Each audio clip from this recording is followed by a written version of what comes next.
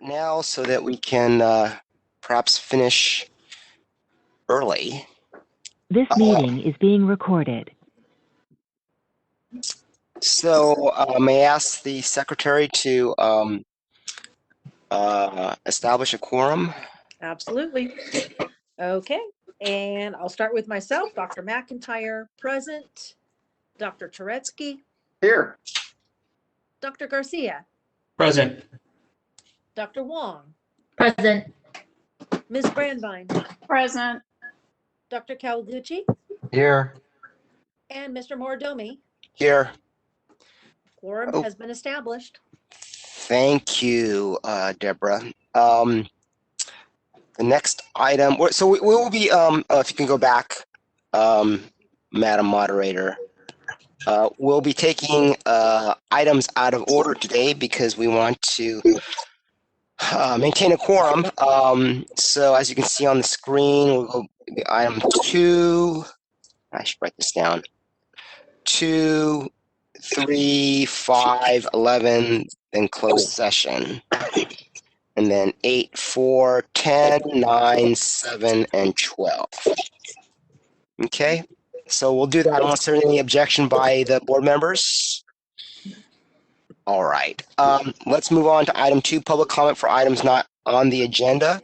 This is an opportunity for members of the public to address items that are not on the agenda. For matters that are on the agenda, public comment will be taken at that time. We received a few letters from the public regarding matters within our jurisdiction. I don't know if anyone is out there that would like to speak on those letters or anything else for items not on the agenda. So, Madam Moderator, can you open up the floor, please? Thank you. This is the moderator. I've opened up the Q&A at the indication of the board, and I'm going to go over the instructions for the first time in detail, and afterwards we'll just do quick updates in the instructions each time public comment is requested. So to facilitate public comment, we will be utilizing the WebEx question and answer feature. When the board president reaches a point in the agenda at which public comment is appropriate, public comment will be requested. At the board's direction, I will turn on and announce the opening of the Q&A feature. Members of the public can indicate that they would like to make a comment by clicking on the icon with a question mark located at the bottom right corner of their WebEx screen.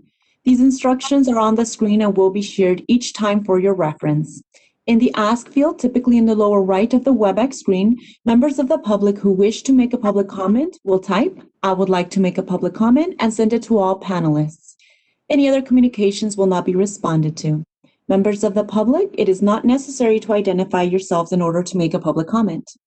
I will take the comments in the order that they are received. I will call on the member of the public and unmute their microphone. The member of the public will have 2 minutes to make their comments. I will provide a 10-second time warning before the time is up, and at the conclusion, the microphone will be muted. And we'll move on to the next member of the public who has a comment. Please note that the Q&A feature is being used only as a means for the members of the public to represent that they would like to make a verbal comment. Once unmuted, the member of the public may state their verbal comment. This is not a means to ask questions of the moderator or members of the board. Such inquiries using this feature will not be responded to. If any attendees utilize a profane name, they will not be called upon to prevent members of the public from being subjected to profane language. While you are free to express criticism for the sake of the members of the public participating on the call, please do not use profane language when making public comments to the board.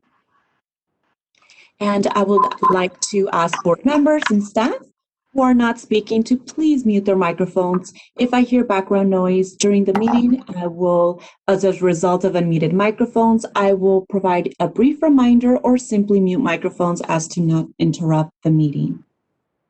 So at this moment, there are no requests that have been submitted. Board President, would you like me to close the Q&A feature? Yes, please. Thank you. All right, let's move on to the President's Report, item number 3. I would like to recognize the board members that rotated off the board and committee members that rotated off the off the board this year. It seemed odd to me that because of scheduling and other matters, we would often not know that board members were coming back until after they had left, and not giving us an opportunity to say goodbye to them. It was worse than in one of these reality TV shows where people were voted off. At least there, you could say goodbye to the outgoing person on the island, but here we did not have that opportunity for all these board members and committee members. So I want to take this opportunity to recognize them for their service, make a few brief comments, and virtually give them these certificates of recognition that we kind of put together informally, and then allow board members and the former board members to make any comments if they wish. The first member I'd like to recognize, first in order and probably first in terms of how much she had an impact on the Board of Optometry and the profession, and it's Dr. Maduchala. She was appointed to the board in 2012. I don't know if that makes her the longest serving member of the Board of Optometry in our history, but she was here a very long time. She was president when I first arrived. She reformed the processes of the Practice and Education Committee, shepherded numerous amendments to continuing education, and has been looking for us the changes in technology and how that affects the profession and how we need to adapt our laws and regulations. She was the first woman of color in the role of board president. So for those and all the contributions that she made to the board, and the contributions that she will continue to make as a member of the Practice and Education and the Telehealth Working Group, I'd like to recognize Dr. Chala. Moving on, what I'll do is I'll go through all of these and then allow the board members to speak, and then allow the outgoing members to speak as well after the board members. Let's see now, I've lost my place in my, go. I apologize, I had this all in front of me and now it disappeared. Let's see now.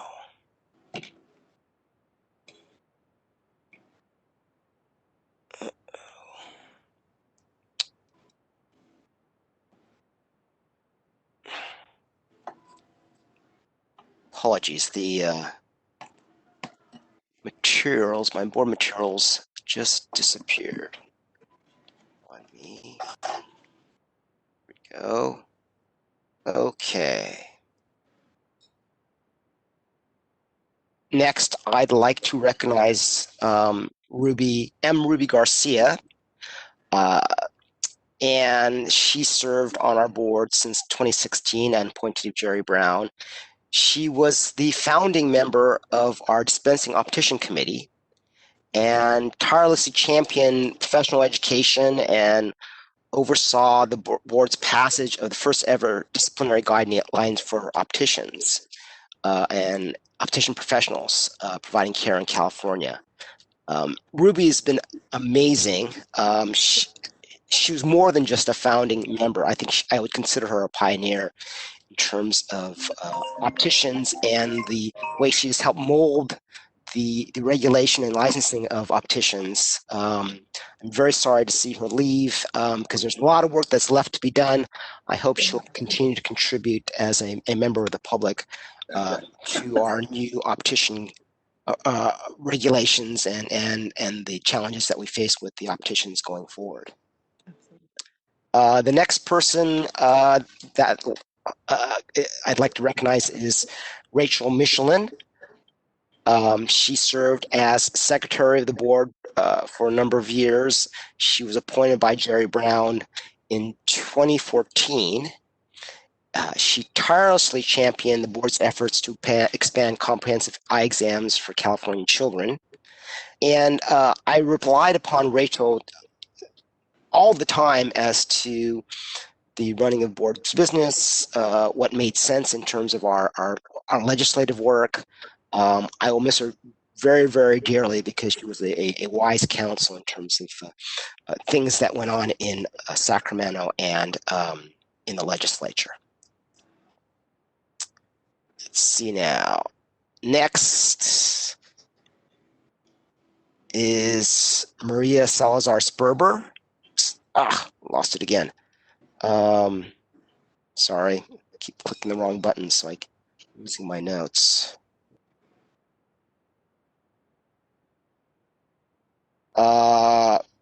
Maria served as the other attorney on the board, and she came to us with a long history of advancing healthcare issues in her day job, and so we had a great deal of experience from Maria. She was appointed by Tony Atkins in 2016, and was also a leading light in terms of giving us advice on the ways of Sacramento and the legislature, and gave us very wise counsel.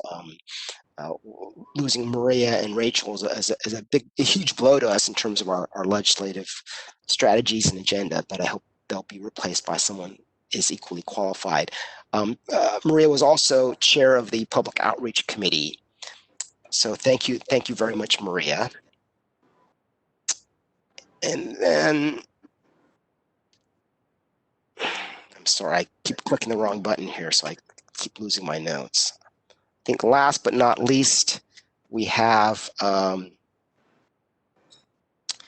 Kanchan Matu, who was appointed by this board to the Dispensing Optician Committee.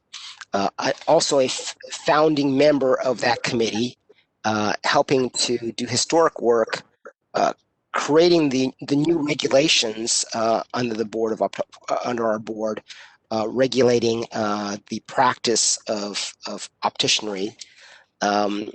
I only had the opportunity to meet Kanchan once, I think, during our interviews, but the work that the committee did while he was on the board, I think, speaks for itself. We have the disciplinary guidelines, which are a first in the history of California.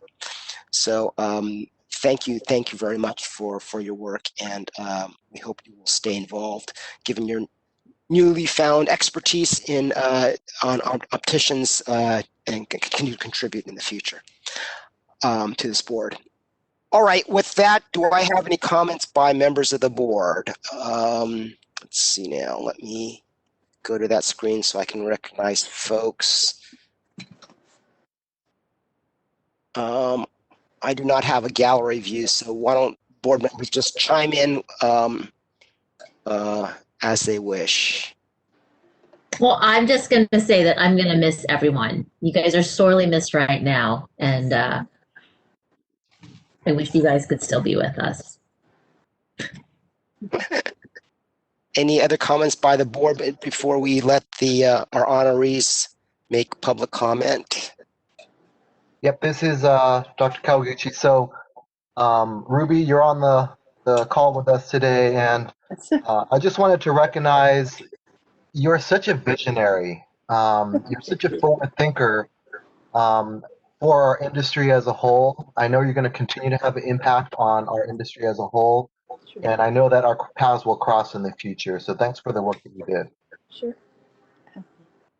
I wanted to thank a couple of you too that I got to know more than some of the others. Dr. Chala, you were president of the board when I came on board, so to speak. Thank you for your guidance, and you've really helped me in many ways, given me some information, just been a guiding light for me. And I look forward to continuing to work with you on a work group. So we still have some work to do together, and I look forward to that. Rachel, wow, your input at the board meetings was just amazing, and that insight that you have with regard to legislation, very, very hard to replace. I'm hoping we can do that. Ruby, I know that we're not done. Sure. I got a chance to go see you in action, and you have a lot of work to do, and not all of it's going to be on the board apparently, but this just kind of opens you up to do some of those other things that you had planned, and I hope to hear from you in that regard.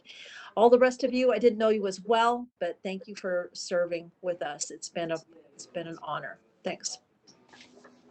Okay. Anyone else? Okay. With It's that, Dave. hi, Dave. I'll just chime in that yes, this has been in my professional career one of the most enjoyable times I've ever had. Learning from you folks, arguing with you folks, and getting perspectives that I would never have had if I didn't have the honor and privilege of knowing you guys. So thank you for your consideration, for your time, and your friendship. And hopefully we will meet again in the future. Okay.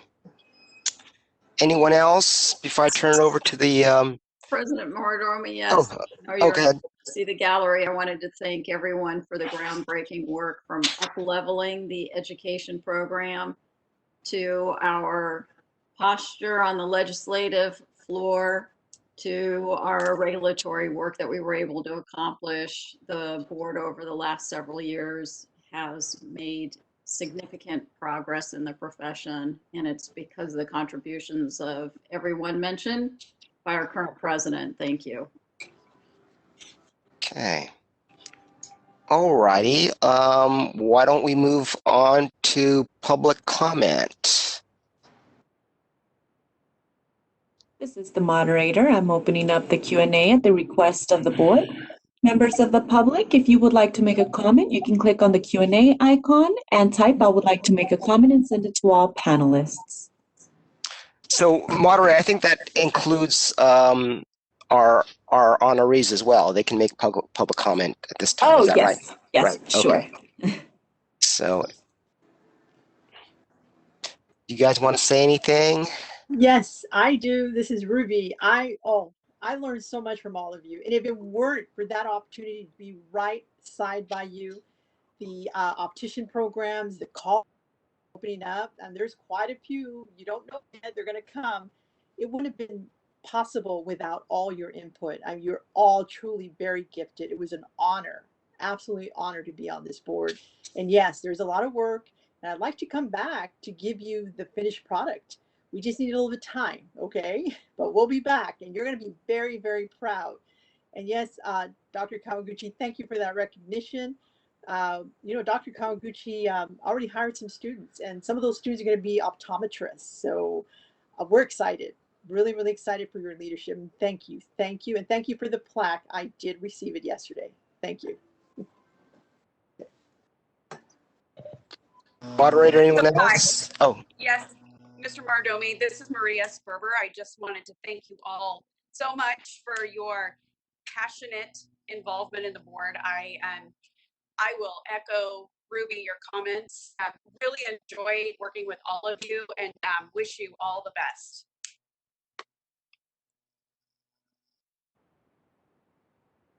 Hello, this is Maduchala. I wanted to again just thank everybody for their kind words, and it was an honor to serve on the board and to be the first female president. That's a distinction that I will forever be proud of, and I thank all of you for being there to support. Sid and Rachel and Lillian were tremendous supports at the time. Mark was a new board member. I really enjoyed working with you over the years, and David, and then Glenn Kawaguchi I've known for years.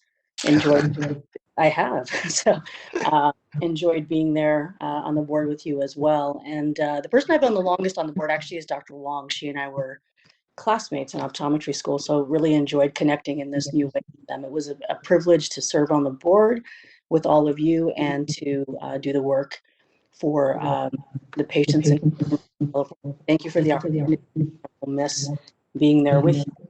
I know you'll do great. Thank you. Thank you. anyone else? Hi, this is Khan Matu. I also wanted to speak of my appreciation of Ruby, who was the chair for our Dispensing Opticians Committee. She led the charge, and I think will be very much missed by the board moving forward. Hopefully, she will be able to continue her powerful speaking towards her passion for the work that she does. I also want to thank Shar and the other members of the staff who have been very helpful to, I think, all of us over the years. And I just wanted to speak my appreciation. Thank you so much. And if I may just interject now that Khan is on there, thank you so much, Khan. I mean, he just really brought up quite a bit for opticians in his perspective. He contributed so well so that we can open up doors for them. And thank you so much, Khan. If I might, thank you, Mr. Matu, as well. It was a pleasure to work with you on the Dispensing Optician Committee. You were always a calm and welcome presence within our discussions, a public member who listened intently to our professional members and made decisions based upon what's best for consumers and understanding the need to recognize the importance of the profession of opticianry. So thank you so much for all of your help in the last few years. All right, moderator, do we have any other members or public members who members of the public who wish to speak? Board President, no requests were submitted through the Q&A. Would you like me to close it? Yes, please. Thank you. Any further comments from members of the board? All right, with that, thank you, former members. I'm really going to miss you. It's a challenging time, and we could use your help. But your time has expired. Your terms expired. We'll be drafting you for other things in the future, I'm sure. All right. Why don't we move on to 2, 3. The primary work for our meeting today is item number 5, the board strategic plan. Shar, should I turn this over to you? That's fine. I'm really going to turn it over to, we were all a part of the process on the August 14th. You'll see within the memo that I sincerely appreciate Dr. Turetsky and Dr. Kawaguchi, their time over several phone calls and emails back and forth and text messages in order to be sure that we maintain the intent of the board and look forward to the next 4 years. And would really just appreciate their comments. I think that those are most pertinent to the board discussion today. Okay. David or Glenn, would one of you give us some comments?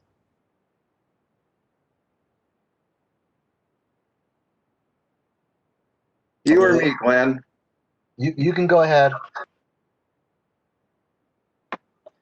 Well, I think basically we attempted to make sure that all of the board's input, as well as the input that we had from stakeholders, was incorporated in the strategic plan. We had, two sessions that went on for multiple hours, just reviewing and re-reviewing what was going to be included in this. And overall, I think we got a pretty good consensus of what everybody wanted to have and the best way to present this when it goes before legislative groups as well as the DCA. I really think it's a pretty good looking plan, and it really incorporates everything that this board's going to be working towards over the next 4 years. Glenn? That's my input. Yep, I would just mirror that. Thank you, first of all, the board, for the work that you did. Because of all that work that we did during that meeting, it definitely gave us the foundation, and it made our job easier as we just refined, move certain things around so that it makes more sense to be able to execute well. And we did take that into account as well, make sure that we have items that we can execute on. and be able to measure our success for California consumers. So as you take a look at the draft plan, I hope that you will see that we did maintain your intent as best we could. Some cases we just wordsmith things. Thank you to staff support. I know they worked tirelessly to make sure that the input that Dr. Turetsky and I were giving as far as for refinement was integrated, so thank you for that. But take a look, see what you think, and let us know if you have any questions or comments. So the comments or thoughts that I have are, one is a reminder to all of us, and then two things that I kind of chimed in on. And that is, first, when we were embarking on this process, I was a little worried that we were going to bite off more than we could chew. But looking at this, I think I'm pretty satisfied that is not the case. It is aspirational. But the other board members should look at it and think about that, because this will be something that, as David pointed out, will be seen by the legislature in 4 years when our next sunset comes up. So they will be measuring us by our strategic plan, among other things. I do note, second, I do note that the work group of Glenn and David added a few things regarding looking at diversity. We should look at that, because that was not discussed in our earlier strategic plan meeting, and see how we feel about that. And then last, I also asked Shara to include for each of these goals a committee of the board to kind of be the point committee or the monitor.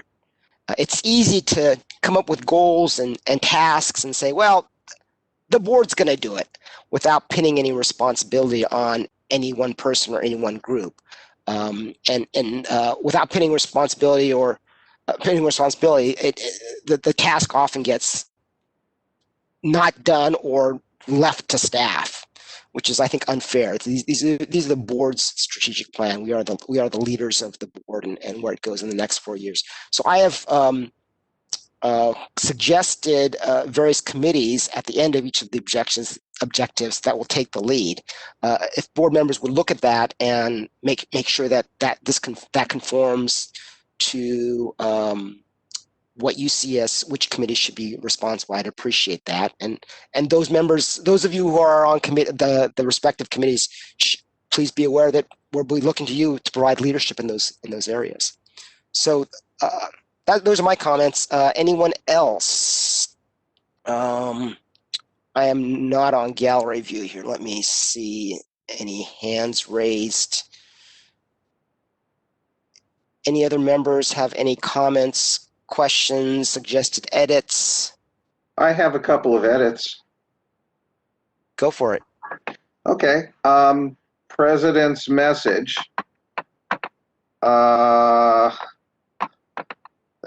Where is it? 450, second paragraph. We're talking about AB 458. Assemblymember Nazarian, which permits optometrists to make house calls to homebound seniors. The legislation just allows for homebound optometric care. So I think seniors should be maybe changing the word to homebound persons or homebound individuals instead of seniors. Okay, sounds good. And page 38, which is also 7 of 17 on this, but it's page 38. Exact same thing. 458 Nazarian. It says homebound seniors again. And I would again mention that we should probably consider changing the word senior to persons, or individuals. Whatever word would be better there. David, actually, on my message, I'd like to say seniors and other individuals. That's great. Yeah, the way it's worded though, it makes it sound like only somebody who's age 65 or older can be impacted by this legislation, which was not the way the legislation's worded. Right. Okay, thank you. Any other comments, debate, questions from the board members? I'm stunned that there are no edits or changes. All right, well, as the board members perhaps think a little bit, why don't we open this up for public comment? This is the moderator. I'm opening up the Q&A feature at the request of the board. Members of the public, the instructions are on the screen. You can click on the Q&A icon at the bottom right corner of your screen and type "I would like to make a comment" in the Ask field and send it to all panelists.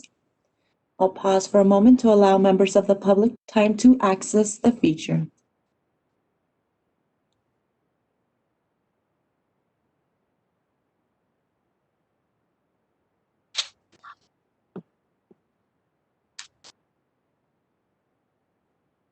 Board President, no requests have been submitted. Would you like me to close the Q&A feature?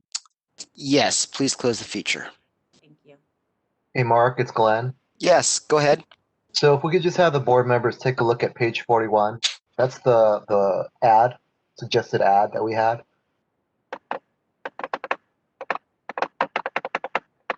$41 or $42? I have a $42 on my. Yeah, 42, sorry, 42, 1.6.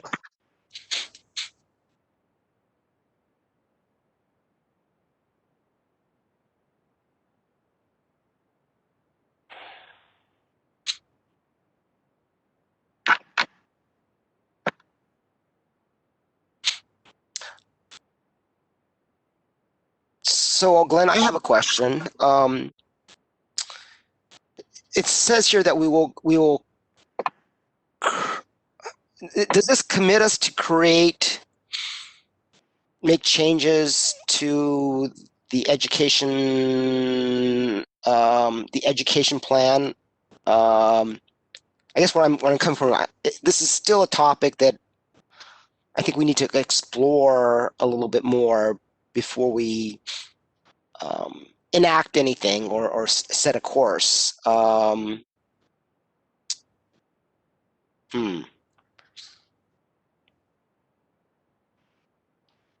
I'm wondering whether instead of create, we should say explore, and if warranted, create.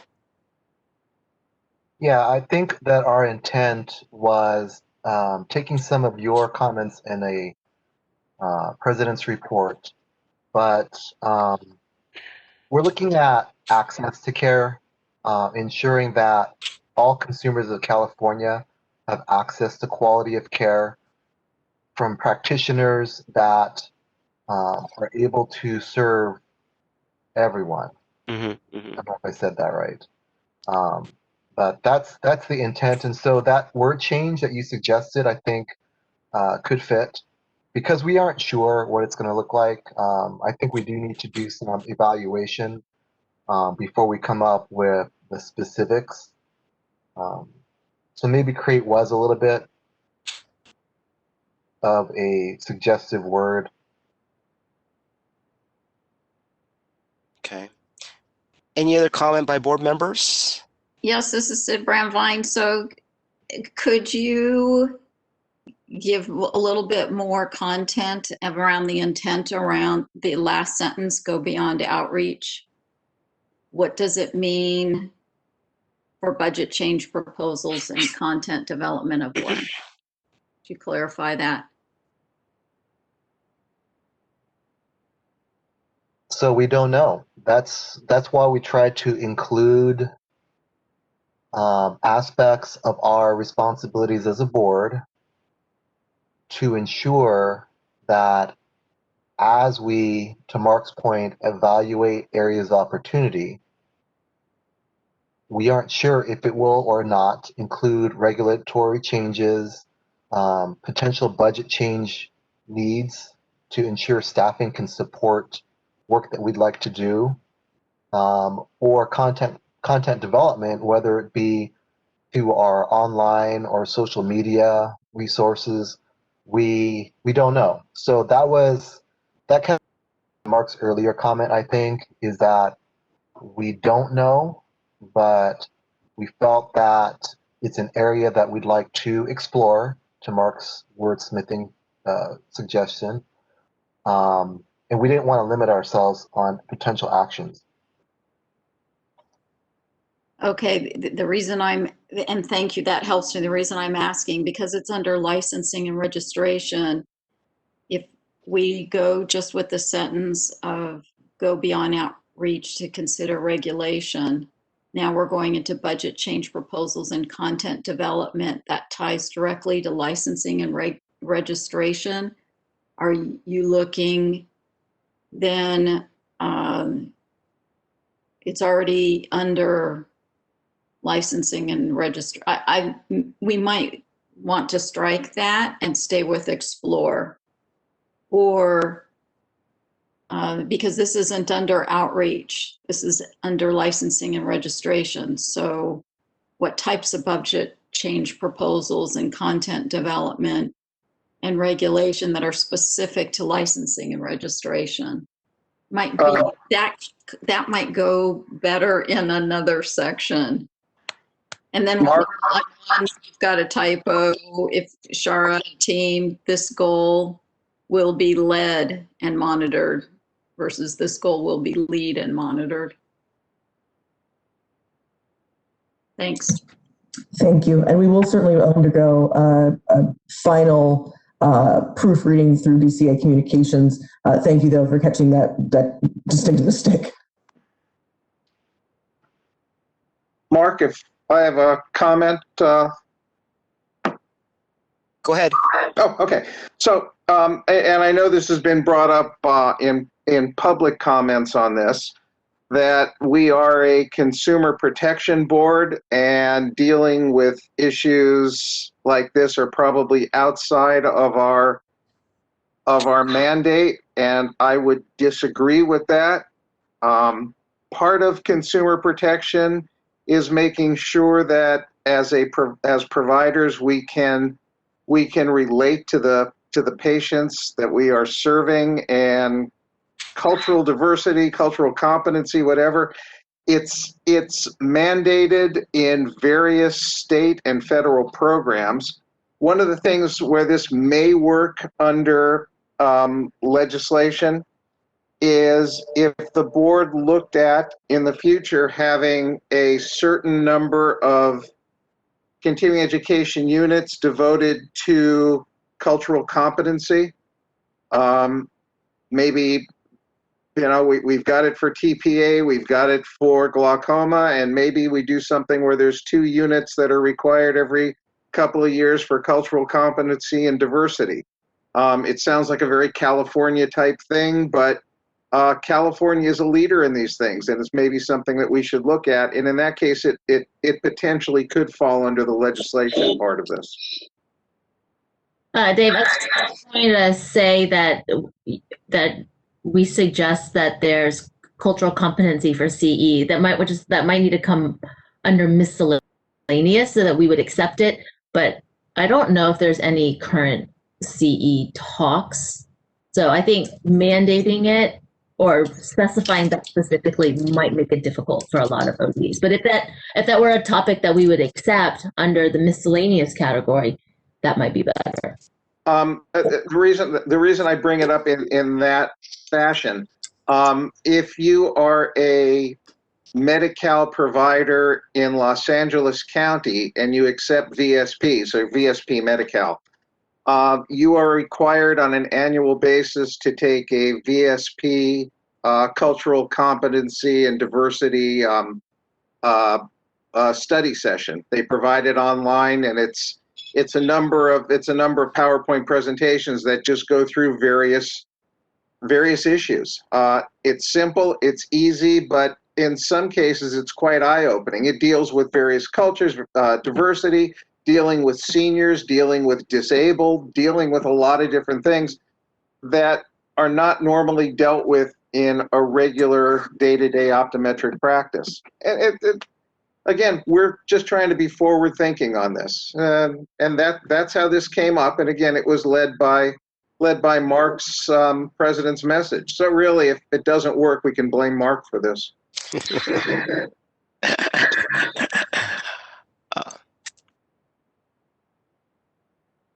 So I'm hearing a number of comments. Do we want to perhaps put this in under a different goal?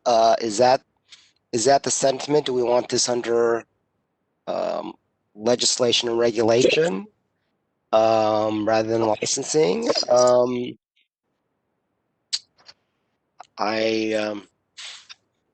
And it also encompasses outreach. So it's almost as if we need to break it up or to make sure that it's in a couple places. It seems to be catching everything under a very specific category. Yeah, I kind of don't like breaking it up because it kind of waters down the message that we're sending. I would prefer we just put it under any goal, and then we can indicate that various committees will work on this goal rather than kind of spreading it out.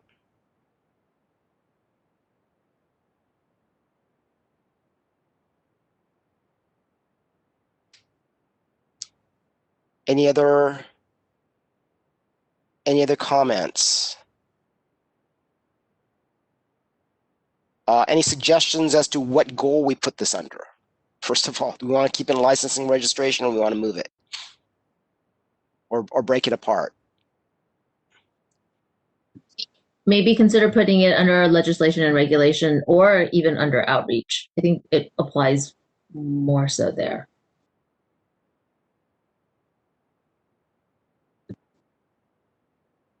I'm fine with that. I think why we're having a hard time with this is because it could actually fall under any of the three. So it depends on what we evaluate and what the board decides to do. It could fall under any of those categories. Just to bring up another example is in California, starting in January, we're moving forward with mandated harassment training for any business that has, and I can't remember the exact number of employees now, but that's a change in a movement forward in a similar type arena, I believe. And so it could fit where it's at right now. It could fit in outreach. It could fit under ledge reg. I'm open to any of the categories. It doesn't really matter to me, and I'm at the will of the board as far as that, because I do think that it might end up changing as we move through the process during our strategic plan. We might label it in one category and then realize as things are moving forward that it needs to be shifted to a different committee and category. I think that's fine also.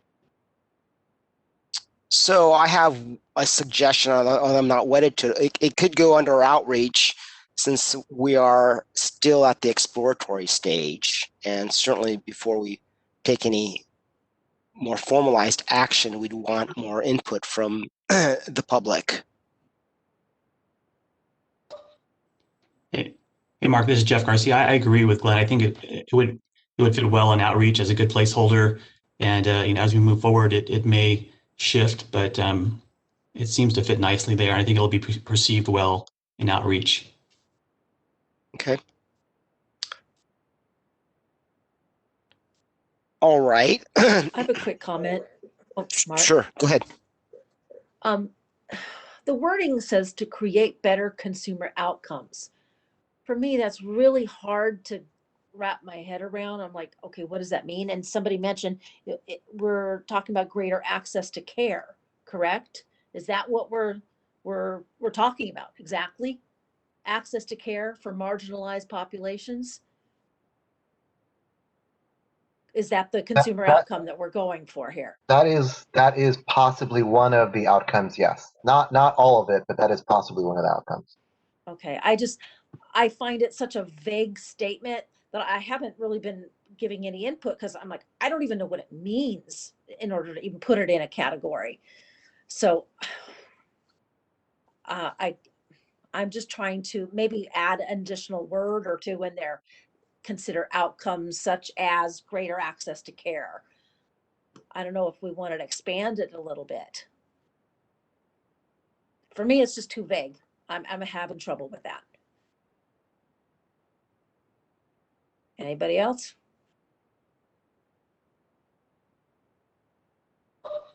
So this is Jeff Garcia. So in preparation for the meeting that we had yesterday with the deans on this topic, I did a little bit of research, and that term is used a lot in other fields, whether it's medicine or dentistry. So maybe that's where it came from.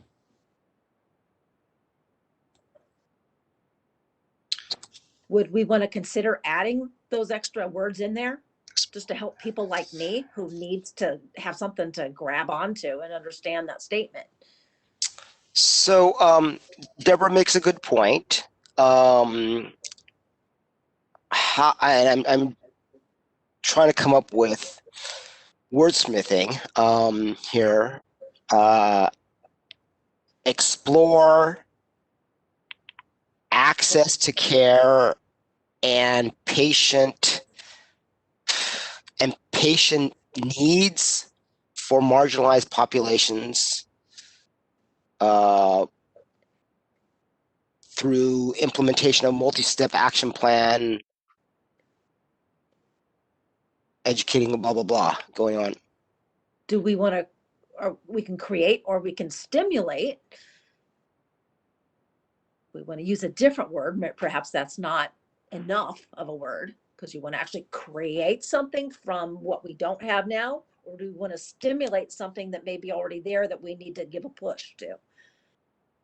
Explore and stimulate access to care, and I'm a little lost here.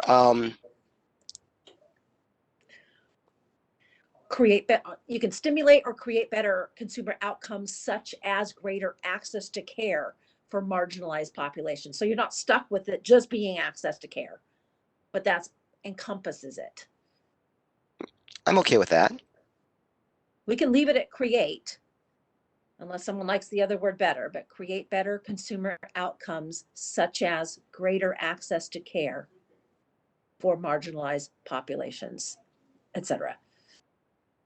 Okay, how about if we keep evaluate and create? So my suggestion would be evaluate the need to create blah,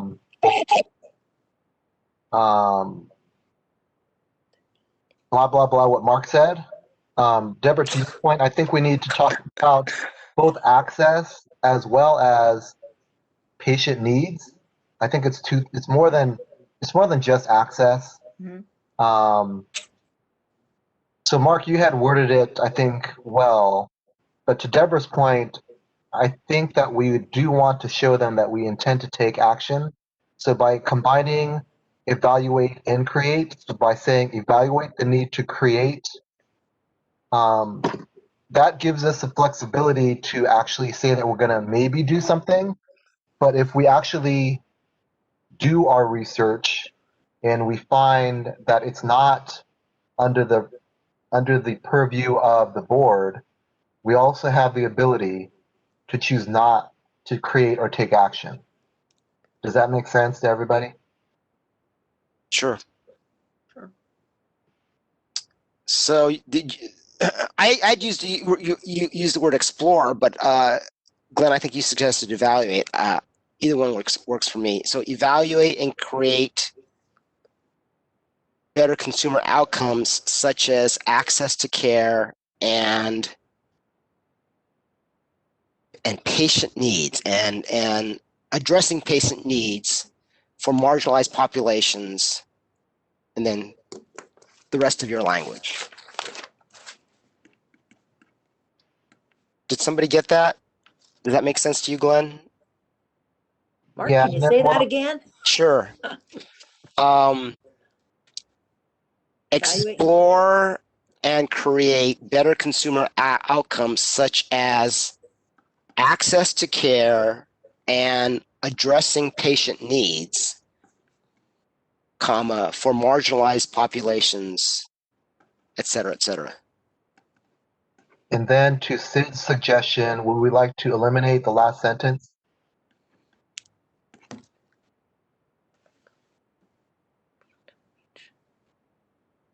Yes. Okay. I'm fine with that too.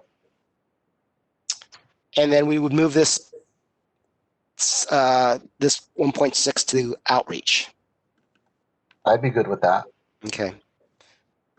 All right. I think we're reaching a somewhat of a consensus here. Does any other board member have any comment? Okay. Any other comments on any other of the goals before I open up for public comment one more time?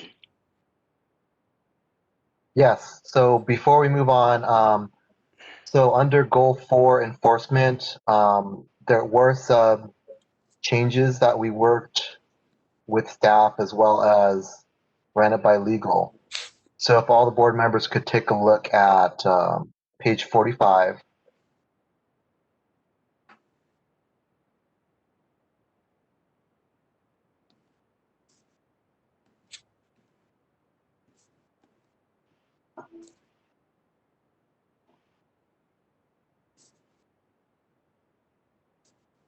So on this one, we tried to keep the intent of the board, but make sure that we work through the process of things that we are able to do as a board. And so that's how the edits came about.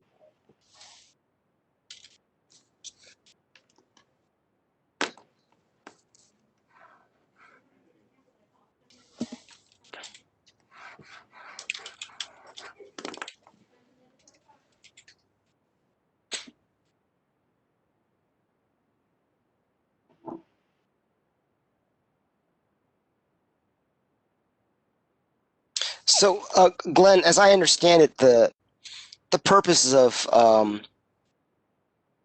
both 4.1 and 4.2 is to just better educate the board members as to the enforcement process, the various stages and steps, so that when a case comes to the board, we can kind of evaluate how it got to the board and what staff was thinking in terms of possible penalties and any and how the negotiation process went and consistency with other past cases. Is that right?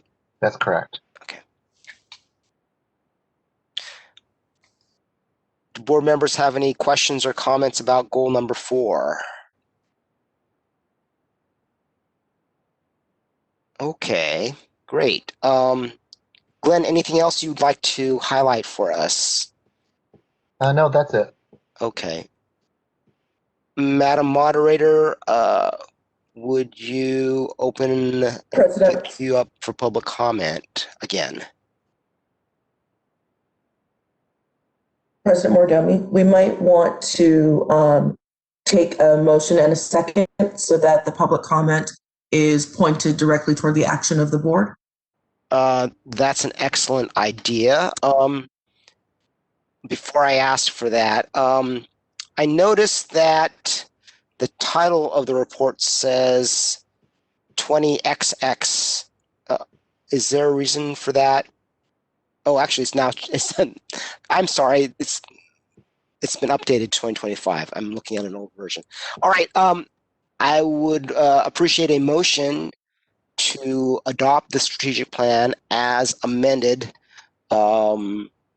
in our discussion, that is moving the diversity language from licensing and registration to public outreach and the to outreach goal number 5, along with the language changes that we've discussed. This is Lillian. I'll make that motion. We have a motion from Member Wong. Do we have a second? Second it. I'll second. Fine. Oh, sorry. I think, Sid, you were quicker on the Jeopardy button. So seconded by Member Brandvine. All right, now we can open up the queue for public comment. This is the moderator. The Q&A has been open at the direction of the board. Members of the public, if you would like to make a comment on this agenda item, please click on the Q&A icon and type "I would like to make a comment" and send it to all panelists.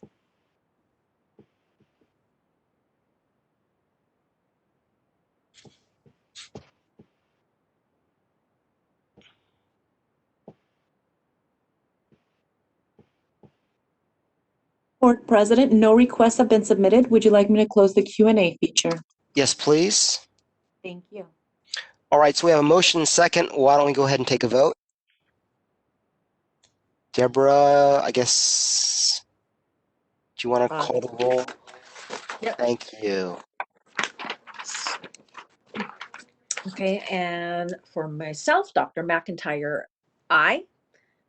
Dr. Turetsky, Nay. Dr. Garcia, Aye. Dr. Wong, Aye. Ms. Brandvine, Aye. Dr. Kawaguchi, Aye. and Mr. Moridomi. Aye. And the motion carries. Okay. Thank you, everyone. That went by more quickly than I expected. But thanks to David and Glenn's work preparing this, and staff and Solid, I think this went very smoothly. All right. Mark, just a quick comment, if I may, and if I can't, I won't. The reason I did vote nay on that was because I think it should be in legislation, not consumer outreach. But that was my only. That's the reason for my nay. Well, thank you, David. I was going to ask you offline why you voted no, but Yeah, that's why I agree with all the changes, and I don't know if I can break my vote up like that. I agree with the changes, but I don't think it should be in consumer outreach. I think it should be in legislation. That's fair. We'll keep that in mind, and we'll probably move it around as that item develops as we explore the issue. But unfortunately, the vote has been certified. So, well, my attorneys will be having a. All right. I think Rudy's going to be looking for a job pretty soon. So okay, he's a candidate. All right.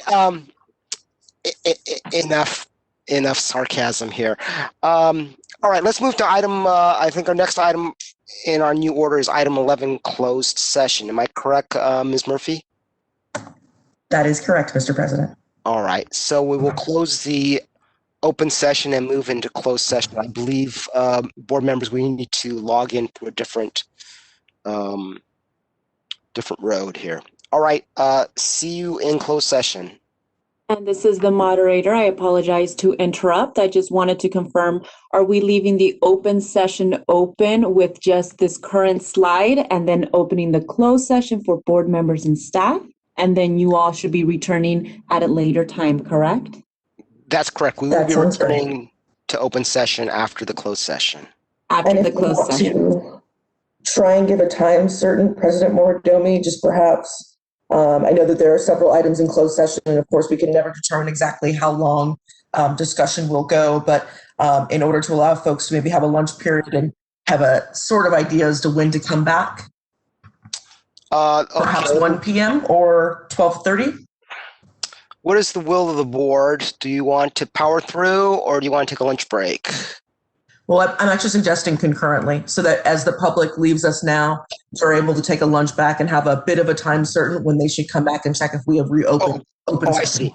I see. So a time certain for coming back from closed session. So so we would do if board members want, do a working lunch with closed session, but you want to give the public a time certain to come back for open session. At least a time check, yes. I mean, if we were to say 12:30, and then we can let the moderator know that it's anticipated that discussion in closed session will go another 30 minutes, the public will at least know when to check back in order to get an update. All right. Well, it's 11:30 now. I'm going to suggest 1 o'clock for coming back to open session. I think we could do 12:30. 12:30? Okay, very good. 12:30 sounds good to me. At least the public can come back for a time check. If we are still debating and arm wrestling in closed session, then we can let them know that it's going to take a little bit longer. All right. So let's. Are we signing out of this? Are we keeping this open and then going to the other WebEx? You will need to sign out, Dr. Turetsky. WebEx will not allow you to be in 2 meetings at once. So simply sign out, sign into your closed session, and then do the reverse when you come back to open session. Thank you. All right, go ahead. Do you want to go make your announcement? I apologize. This is the moderator. It will take me a couple minutes to open the closed session, but I'll meet you, the board members and some of the staff out there in just a couple minutes. And just announcement for the members of the public, we will keep this open session open, and you'll just see the current slide for about an hour until the board members do return. But feel free to stay logged on and muted, or if you would like to log off and log back in about an hour, feel free to do so. We will remain this line open. All right. See all of you in closed session.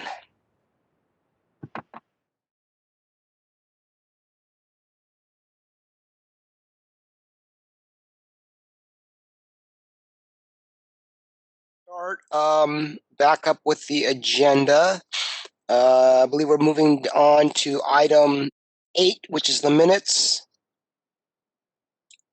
Well, let me look at my materials. I had one correction somewhere. I'm listed as a doctor, which is fine, but I think I might get in trouble with the state bar if I started doing that. Do board members have any other comments or corrections as to the minutes?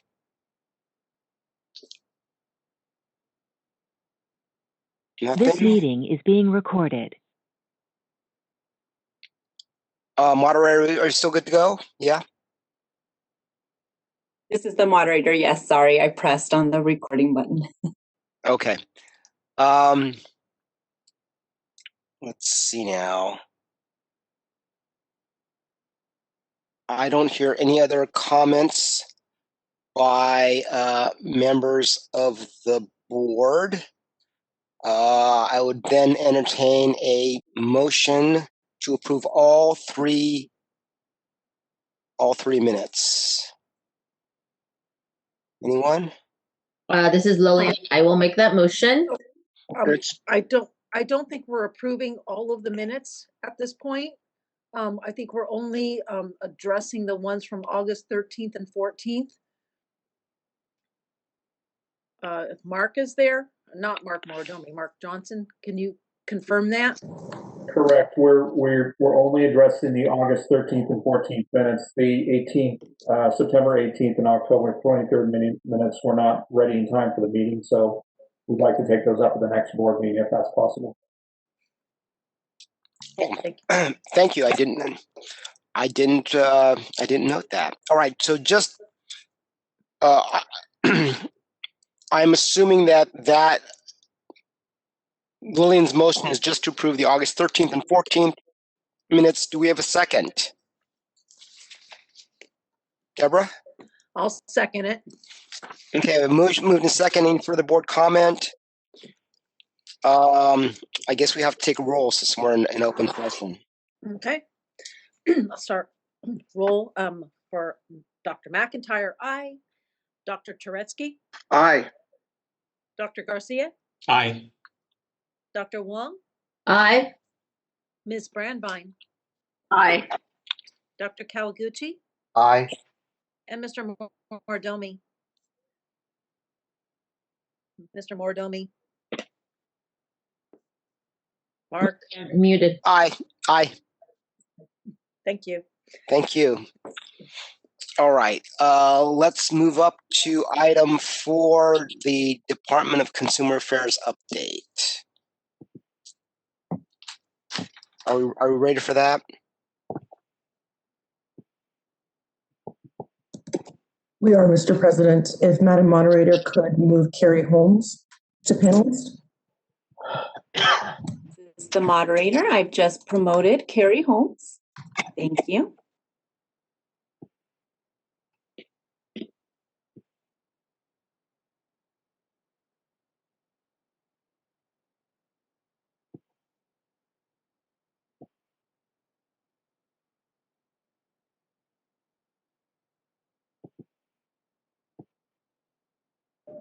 While we're waiting, you might just want to do a quick check. I know the vote has now already been taken, but you might want to just check you just took action, and you might want to check for public comment. I couldn't pipe up earlier because I wasn't a panelist. Right. Moderator, would you open the queue for public comment on the minutes?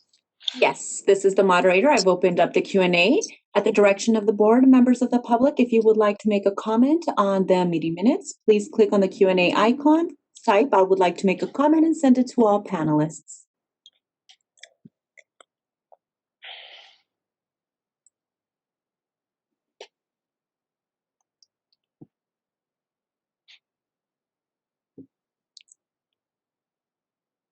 Board President, no requests have been submitted. Would you like me to close the Q&A feature? Yes, please. Has been closed.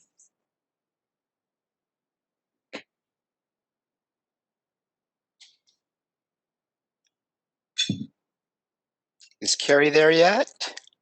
Yes, I'm here. Just give me one moment. I'm having a little trouble getting all my equipment to work. It's the day for that. No worries. It is. Thank you.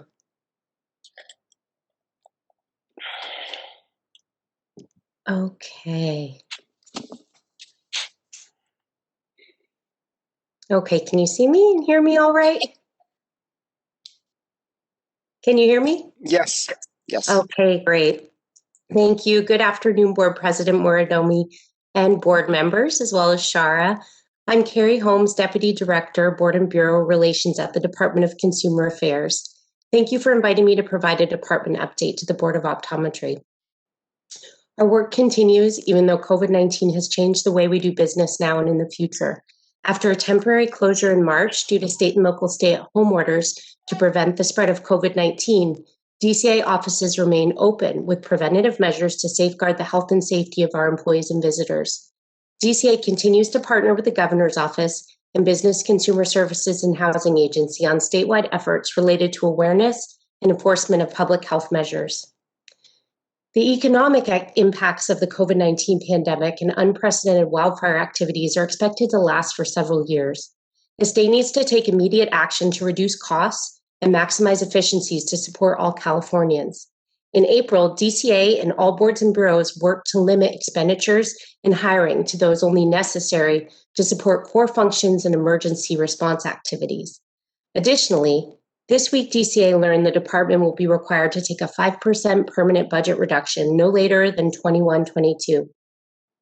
Each board and bureau will need to develop a plan for a 5% permanent budget reduction. DCA will be working with the board staff immediately to identify a plan that best fits the board's operational needs. DCA would like to thank the board and staff for your continued service despite these challenges. One of our top priorities in board and bureau relations is appointments, and I would like to provide a brief overview. The Board of Optometry has 11 members. 9 are appointed by the governor, 3 registered optometrists, 1 registered dispensing optician, spectacle lens dispenser or contact lens dispenser, and 3 public members. Senate rules and the Speaker of the Assembly also appoint 1 public member each. Currently, the board has 4 vacancies. Though I don't have any specific news for you today on appointments or reappointments, I can assure you that DCA and all the appointing authorities filling current and upcoming vacancies is a priority. If any members know of any great candidates, or if any members of the public attending the meeting are interested in getting involved, please find the link titled Board Member Resources on DCA's homepage to apply for an appointment. Lastly, I would like to update you on some of the work Board and Bureau Relations is doing to support the board's executive team, along with all Board and Bureau leaders. Board and Bureau Relations has put on 3 brown bag trainings this fall to provide executive officers the opportunity to learn and discuss best practices on topics such as appointments, managing staff remotely, and providing ADA compliant materials to board members and the public.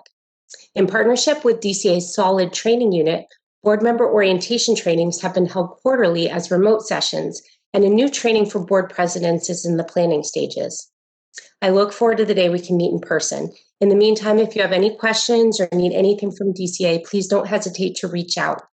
Thank you again for inviting me to your meeting. This concludes my presentation, and I'll hand it back over to Board President Moridomi. Thank you, Carrie, or Ms. Holmes. Do we have any questions from board members to Ms. Holmes?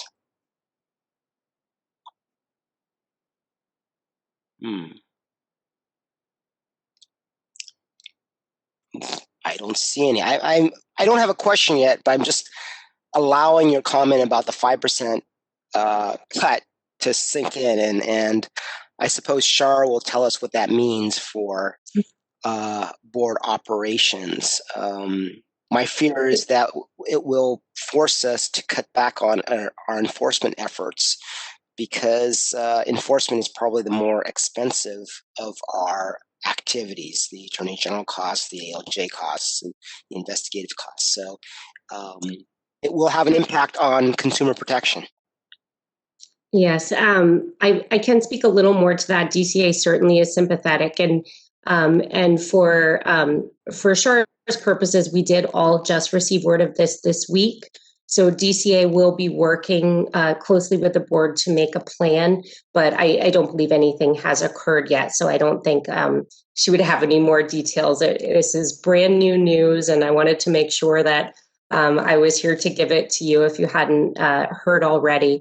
But we will be working closely with the boards to try to find the best possible way. It is a statewide cut, so all departments will be working on this.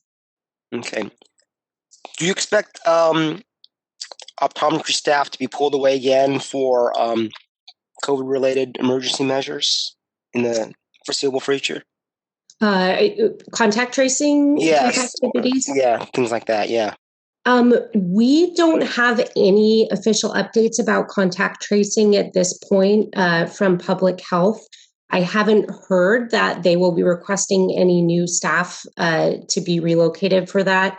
But because that is a public health decision, it's not something that I can predict, but I haven't heard of any new initiatives yet. Okay. And then last, you've mentioned this already, but if I can just underscore our need to get appointments, particularly of an optician. Yes. We have no optician right now.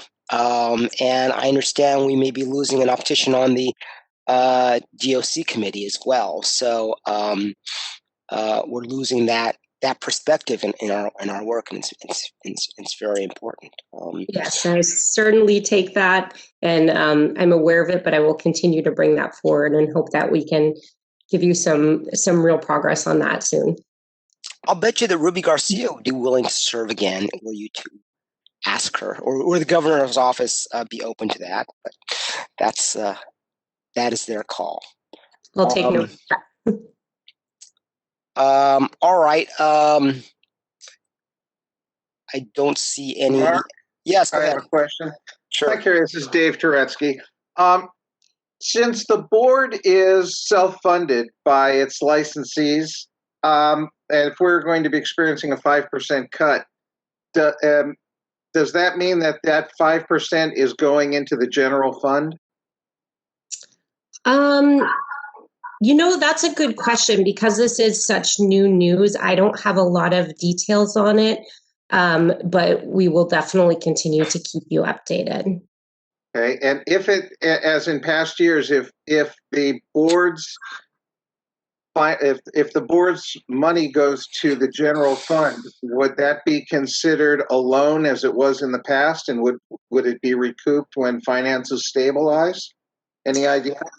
Again, I don't have specific plans at this point yet because it's so new, but in general, if there are loans to the general fund, there's repayment timelines, and then if the board needs that money back for a financial crunch reason, then they can be turned around back very quickly.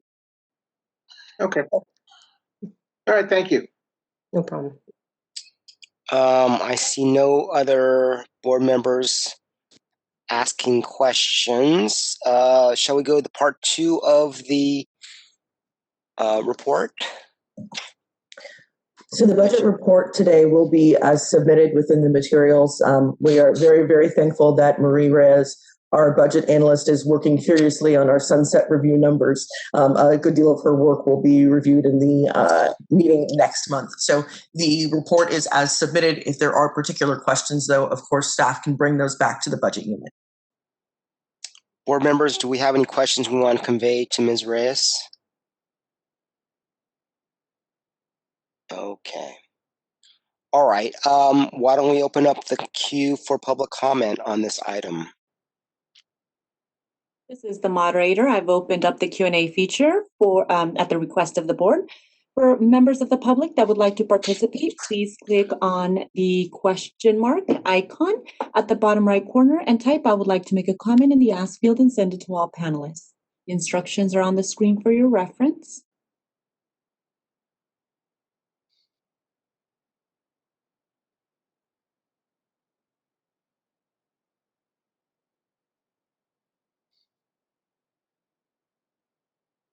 Board President, no requests have been submitted. Would you like me to close the Q&A feature? Yes, please.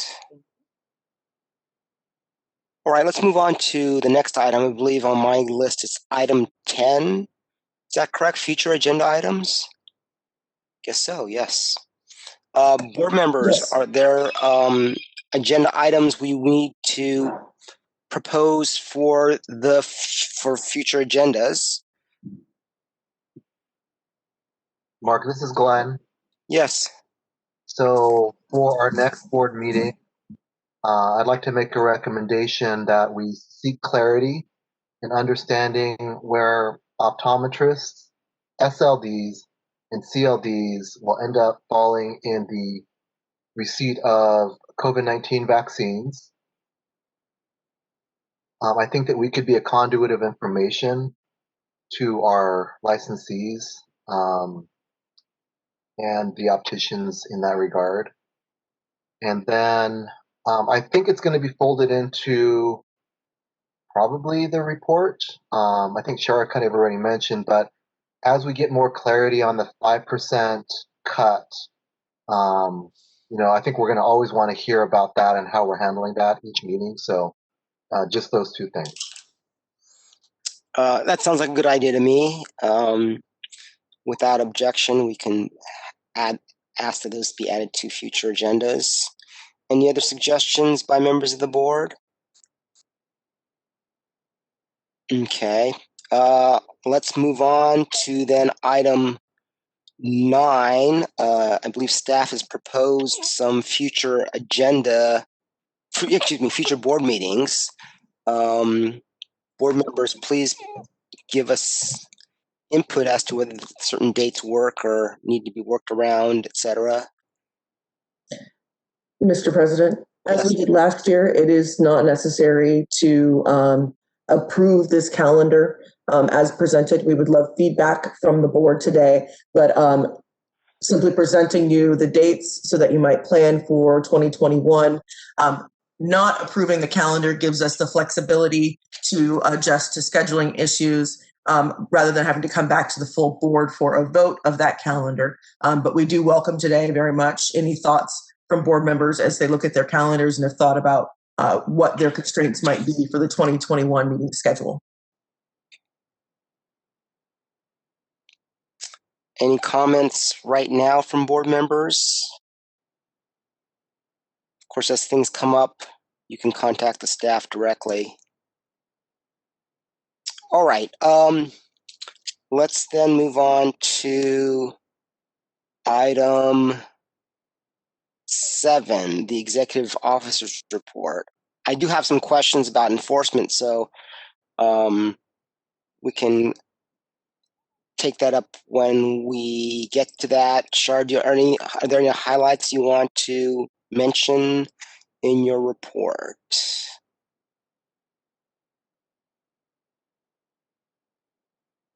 Shara? As always, we'll have our staff subject matter experts run through the portions here. Let's go ahead and start with Natalia Leeper, who will give us information on the licensing and examination programs. Hello, members of the board. Can I be heard? Yes, I can hear you. Okay. Just to give you a brief overview of the licensing program, some important updates to note that both DCA and ARBO have extended their CE extensions. So the Department of Consumer Affairs is accepting extensions for CE requirements for licensees that expire December 31st, 2020.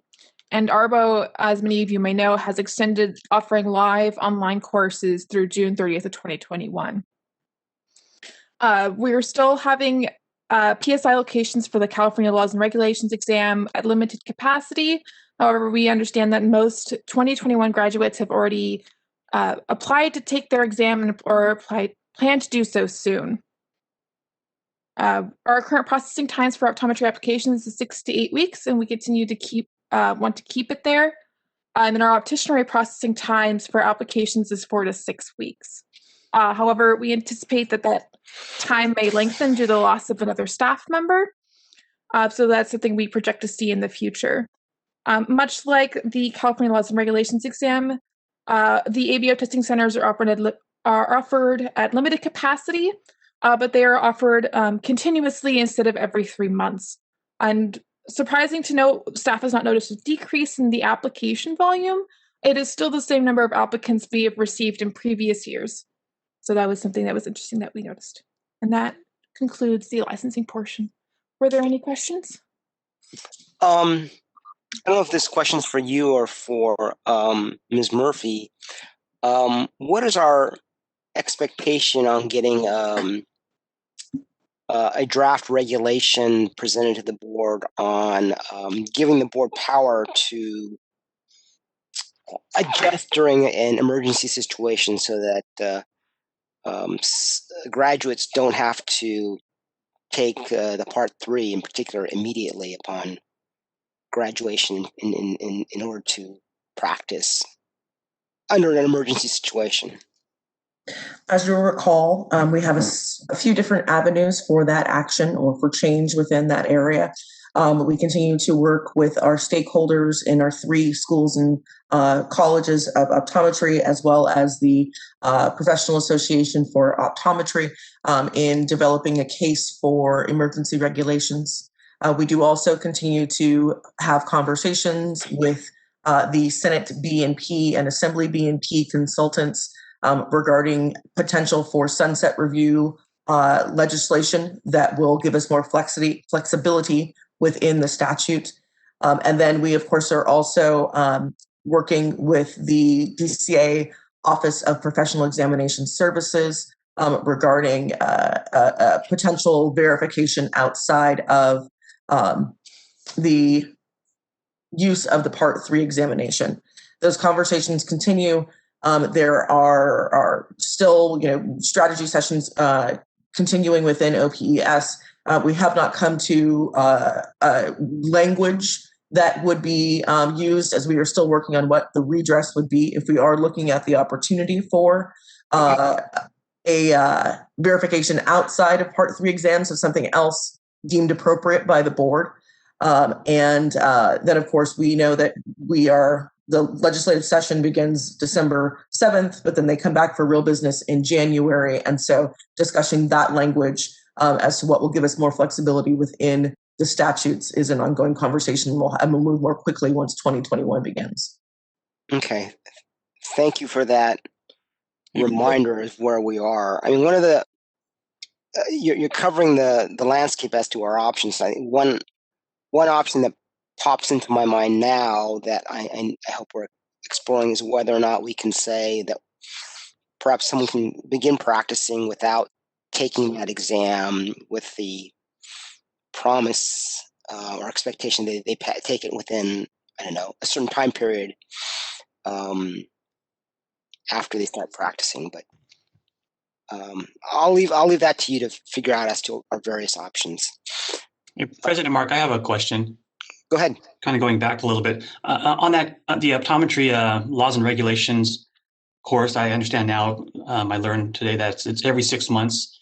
Is there a limitation on why it's not offered more often? And what is the pass rate on that? Maybe it's not a non-issue. I can answer that question. Natalia, let's start with the larger issue. No problem. Let's start with the larger issue of the occurrence within which the exam takes place. So we are responsible for working with Office of Professional Examination Services to create test bank questions that can be used in those examinations. We run subject matter expert workshops every 6 months to create new exams. We are working without a line item within the budget for our examination development. It has been something that basically would come from savings and staff previously. So we would love to be able to offer the exam more often, but it would require substantial investment by the board in creating exams every 3 or every 2 months so that there isn't compromise of the test bank. So just to follow up then, so are you saying that every test has completely unique questions, or just the variety of the questions can vary? There are unique questions created, and so we will sort of in the process. We have unique questions that are created for each test. We also have test questions that are tried out. So there's something that our subject matter experts and our exam professionals have decided could be a part of the examination, but want to get data beforehand. And so those will appear on the test, but not affect the passing rate of the test. And pass rate? Do we have a pass rate? Natalia knows those numbers better than I do. Do you by chance have them at hand, Natalia? I vaguely remember, I don't have the exact pass rate, but when I last looked, only 30 people within the last year had failed the exam, and we've had at least about 300 people take it. So it's not that big of a number as probably maybe other exams, but we do have some failures, not a lot though. I remember this being an issue a couple of years ago. The pass rate a couple of years ago was relatively low. And then taking the law exam only once every 6 months is in line with the other professional boards. So medical board, dental board, same thing. They only allow their applicants to take it once every 6 months also. So we're not an outlier in that regards. Okay, go ahead, Jeff. And COVID has not affected access to the test? I believe COVID has affected access to the test because of the test limited seats in the test sites. Shara, do you know any different? There have been changes throughout when we went through first lockdown, of course, and the PSI testing centers were not open. That impacted the ability to take the examination. But the graduating class of 2020 were all able to find seats, and licensing for this graduating class proceeded as it has in years previous. So there were changes in the availability, but nothing that set off issues for the graduating class of 2020 to submit complete applications to the board for licensure. So another follow-on question. So is a test only offered every 6 months, or if you fail it in a given month, you have to wait 6 months? Correct. It is the latter. If you fail it, you must wait 6 months, at which point we will have a new test version that can be given to you. So how often is it available? How many times a year? Students could be taking it right now. So they're able to set up get personal dates and at a specific PSI testing center near their home or school location and schedule that as necessary. I believe that we have one of the more the longer testing periods. So folks are able to do those into the evening hours, so 9 a.m. and then into, I think, 8 or 9 o'clock p.m. In order to accommodate those who have school schedules or work schedules that might be a hindrance. Okay, great. Thank you for all the information. Of course, Dr. Garcia.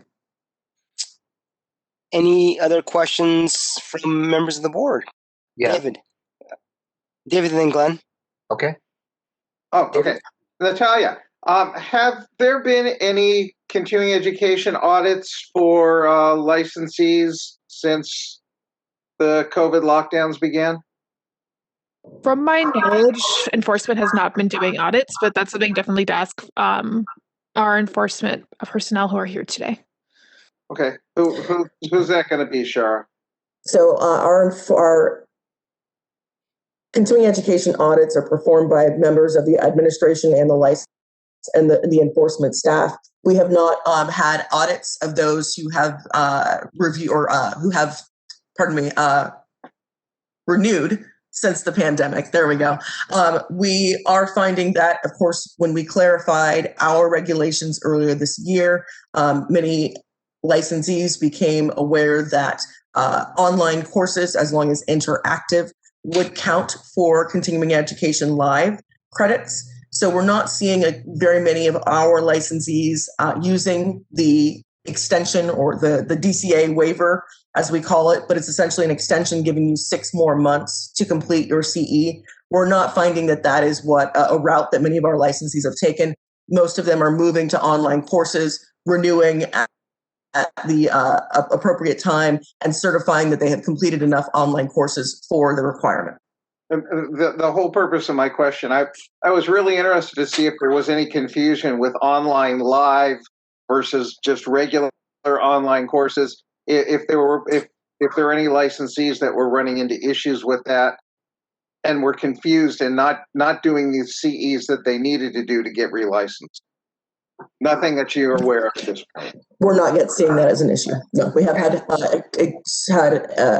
excellent communication with licensees. Our licensees, feel free to call into the board, feel free to email and get clarifications. And so we feel like, that along with our proactive communications detailed in the COVID report, that we have been able to communicate with licensees appropriately so that they're aware of what counts as live and what doesn't count as live, and to complete their renewals as needed.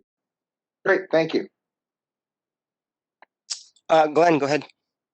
Okay, so page 55, licensing application volume and processing time. So I've asked this question in the past, and forgive me if I've already gotten the answer of why we can't do it, but when you look at line 2, optometrist initial license, I continue to feel that those numbers are not an accurate reflection of the speed in which our staff is able to process an application once all documents and information are received by our staff. I do know in the processing forum that many applicants will start their process before they're even able to submit all their documents or information that they need to. So is this something that we're unable to do? And is that why we still haven't been able to make a change? Because it also is reflecting on the appearance of it looking as though we process paper applications faster than we would process a Breeze application. And I don't want to send the wrong message to licensees. I want them to have a clear understanding on our efficiencies and the benefits, for example, of Breeze.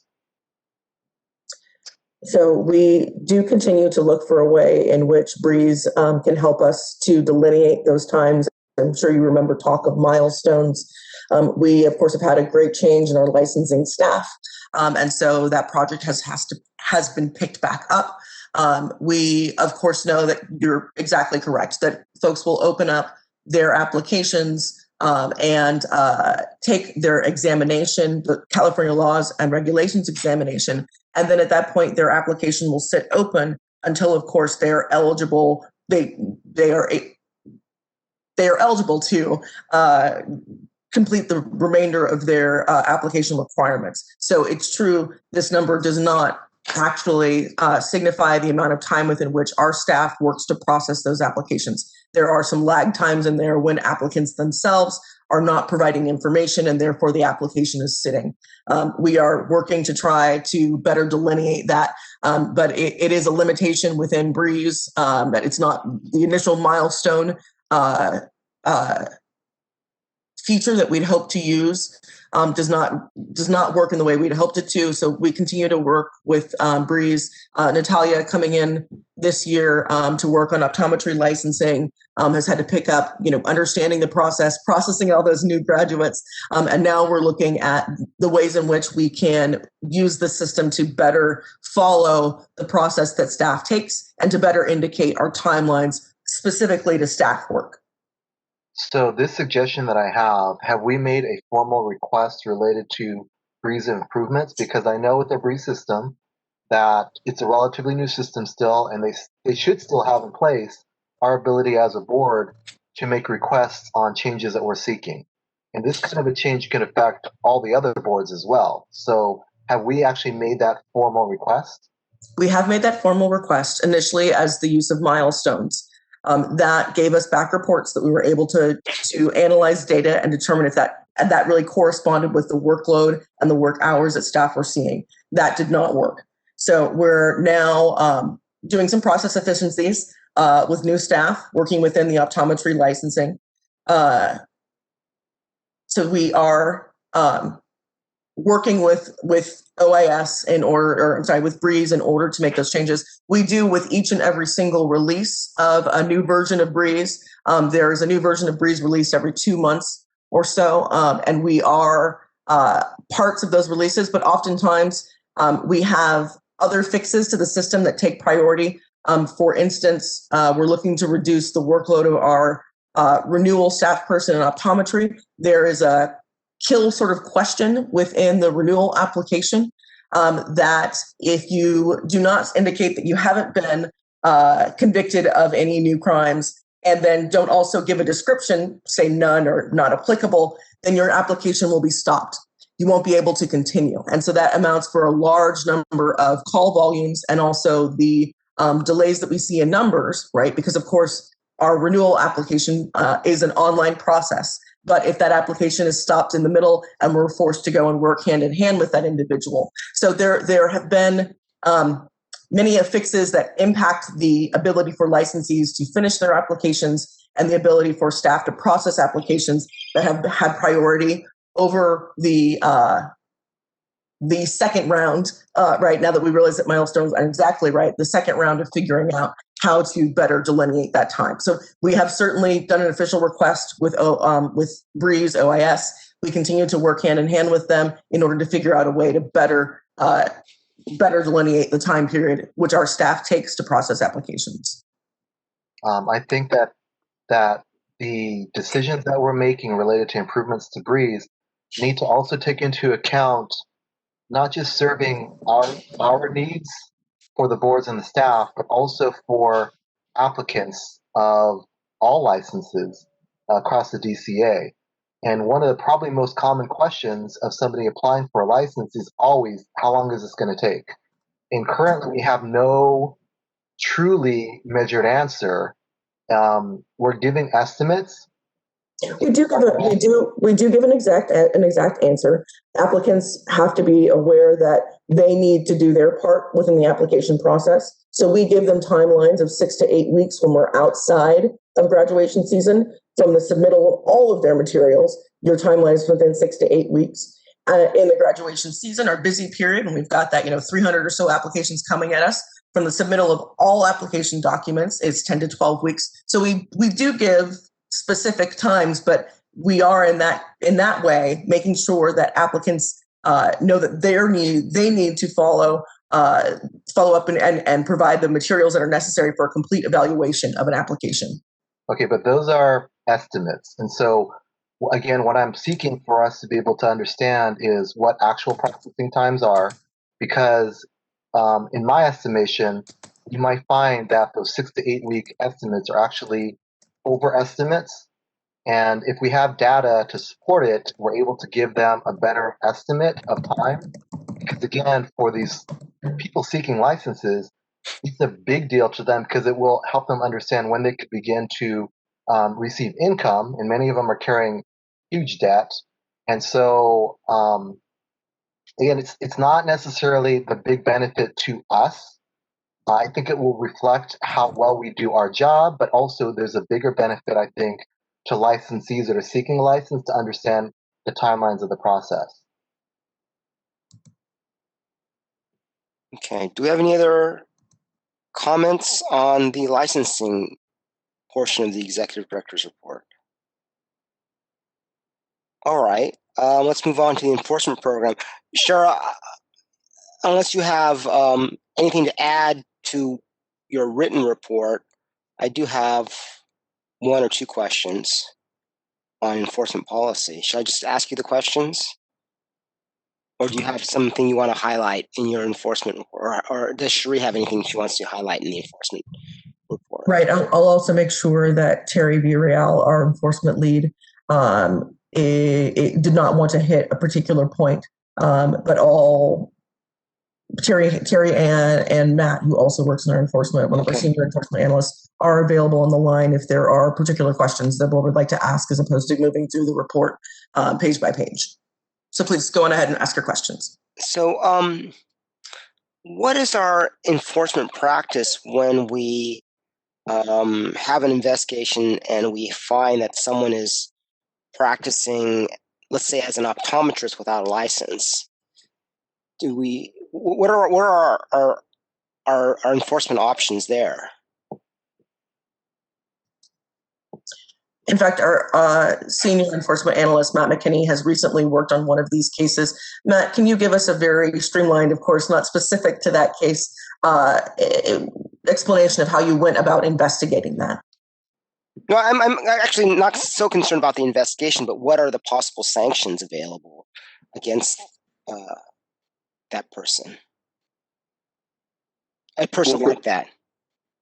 Well, for someone who's practicing without a license, who's determined to be practicing optometry, the board has the option to do like a criminal prosecution, refer that case to the district attorney's office and see if it's something that they're interested in taking up. And I think that's probably the more like severe of the options, but something the board would definitely consider if they determine that an individual was practicing optometry without a license. And, obviously all these cases take into consideration the nature and severity of those kind of allegations when they are determined. So it might be something of a like lesser extent to like, we could issue a citation to an unlicensed person. A little bit harder to remit those into a licensed person, but we do have that option. Oh, so we can cite an unlicensed person and have them pay a fee or fine. Yeah, that's correct. Like I said, it's sometimes a little bit more difficult to collect payment on those since they're not licensed. We can't like hold up their renewal or anything like that potentially, but we do have avenues to try to seek the payment through such as the franchise tax board intercept program if they're not compliant with the citation that's been lawfully imposed. Okay. Any other sanctions that are available that you're aware of? I think that's pretty much it for someone who's not licensed, but I don't know if Cherie might have more information on that. No, as far as I'm aware, those are our two options. Okay. Okay. And then, if I'm assuming that enforcement staff looks at, in the case of an unlicensed person, kind of a 360-degree view of the case. So if there's a licensed person using an optometrist's office or name to practice unlicensed activities, I would hope that the enforcement staff look both at bringing enforcement action against the person that's unlicensed, but also against the optometrist that is allowing that activity to happen. Am I correct in terms of the way an enforcement staff would look at a case like that? Yeah, very much so. We're looking at, how is this person practicing in the optometrist vicinity or their license or their office? If that's it, what kind of prescription pattern are they using? Like how did this situation occur? We're kind of trying to get to the bottom of what the situation is where that person got in that optometrist office to practice and how and whether or not the optometrist should be held accountable for that as well. Okay. All right. Thank you. Do any board members have any questions on the enforcement report or the enforcement program? All right. Hearing nothing.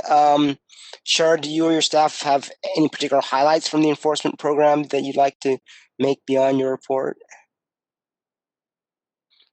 Okay. I take that as a no. I guess last but not least is the regulatory update. Do board members have any questions regarding that? Any highlights that we need to focus on, Shara? Just to recognize the work of our office technician, Shabir, who has been tracking our social media presence and who has been working consistently to increase the amount of reach we have within that. You'll see that within the policy and outreach update 7C that there's a narrative and some numbers regarding that. I know that that's been a big concern of board members is whether or not we're using social media and how we piggyback on other opportunities in order to better spread our message to consumers in general. Great. That's great. We've been waiting to hear that good news. That reminds me, I'll make a more formal announcement next meeting, but I will be appointing Sid Brandvine to be chair of the outreach committee and suggesting that we merge outreach with consumer protection because of their dual overlapping purposes, but we can discuss that further at the next meeting. Anything further on the executive director, any aspect of the executive director's report? All right, let's open it up to meeting up to public comment then.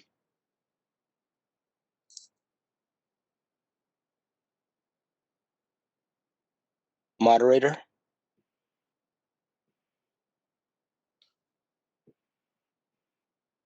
Moderator? Oh. Hi, this is the co-moderator. It seems as if perhaps the moderator had lost her microphone. The Q&A is open, so if you'd like to make a public comment, we ask that you type into the lower field, I would like to make a public comment, and please send it to all panelists.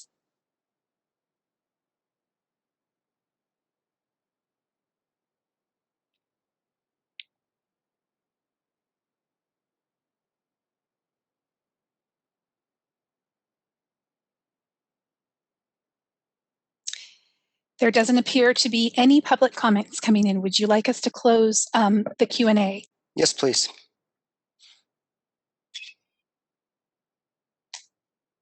All right, I think that leaves us to our last item, which is adjournment. Unless a board member has a comment or objection before we adjourn, I think we are adjourned. If I had a gavel, all I have is this little toy here. We are adjourned.